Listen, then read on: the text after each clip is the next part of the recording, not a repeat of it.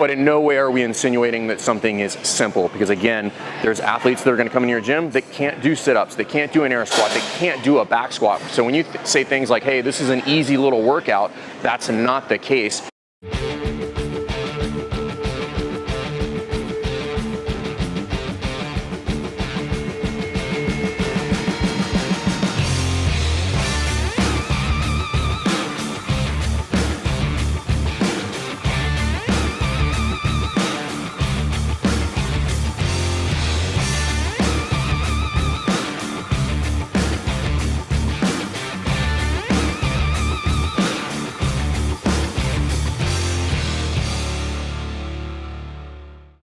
All right, guys, welcome back to Jerk Block Talk. I'm Jason Fernandez. We're here at CrossFit Rife, and today I want to talk just a little bit about something that we're all guilty of, and it's using words like simple, basic, easy, stuff like that when you're either explaining a workout or explaining a movement. And the problem with that is you can either come off as unempathetic or condescending in worst case scenarios, which we definitely don't want to do when we're addressing clients. And again, when we're talking about most of these concepts, what we're talking about is worst case scenario, you have new people in the class, and I don't want to say something like, if we're going to do a basic deadlift, if I was talking to weightlifters, I wouldn't want to say, hey, we're going to do a basic deadlift, or something like, we're going to do a simple push-up when we have CrossFitters on today's workout who are doing push-ups in the workout. The reason you don't want to use those terms is because in the reality of the general population they're going to be dealing with is a lot of those things are not simple, basic, or easy. So try not to use those terms. Just tell them what you want them to do.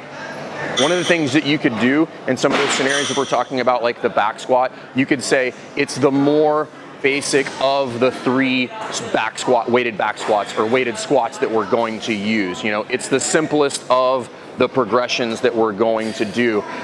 But in no way are we insinuating that something is simple, because again, there's athletes that are gonna come into your gym that can't do sit-ups, they can't do an air squat, they can't do a back squat. So when you say things like, hey, this is an easy little workout, that's not the case. And in a lot of scenarios, if I'm explaining something at the board here, and I say something like, today's workout has rounds of Cindy in it, and I'm saying, hey, we're gonna do this easy little triplet here, that just demonstrates that I really am not empathetic, or I don't understand the basic capability of a lot of people that come in the gym. So take a look at if you have to, again, try to record the things that you're saying. Just put a mic on or have somebody videotape you. It's pretty simple to do. Just put a GoPro or something in the corner. Record what you're saying, go back and listen to it. A lot of times it's very, very painful because we don't like to hear ourselves talk. But if you're using words like that, figure out ways to address those things so that you're not using that kind of verbiage, because in a lot of scenarios, you're simply just gonna be wrong, right? Like what I just said, simply going to be wrong. Try to take that stuff out of, Mike, yeah, attaboy. Try to take that stuff out of your vocabulary when you're teaching to a large, pretty diverse group of athletes. So I just wanted to cover that. We've been rehashing some of that stuff when we give our briefs before workouts. And I always try to think about that when I teach seminars. I try not to use that verbiage because it's just not, it's not really the best way to go about talking to people, especially when you're not really aware of a lot of their capacity. So hope this stuff helps. If you like this content, please subscribe to the YouTube channel. We'll see you next time. Thanks.